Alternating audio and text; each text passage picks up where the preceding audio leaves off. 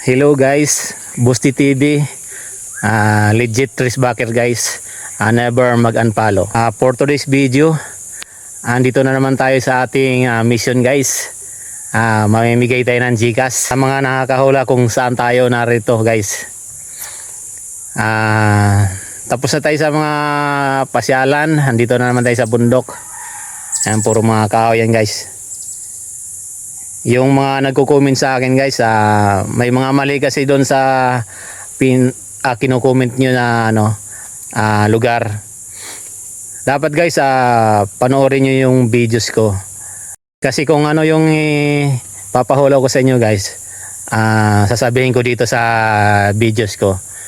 Katulad nito, ang hinahanap ko guys ay bayan.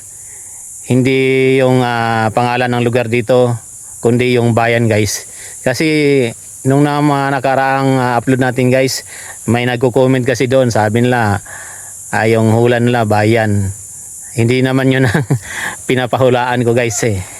Ang pinahulaan natin doon guys ay pangalan ng lugar mismo, yung Biwok, katulad nun. Ang hinula nila guys ay bayan, kaya hindi sila tumatama guys. Medyo mahirap to guys yung papahulaan ko ngayon. Kasi yung mga nakaraang pinahulaan natin, madali lang. Kaya ang hinahanap natin doon, mismo yung lugar na yon, pangalan ng pasyalan.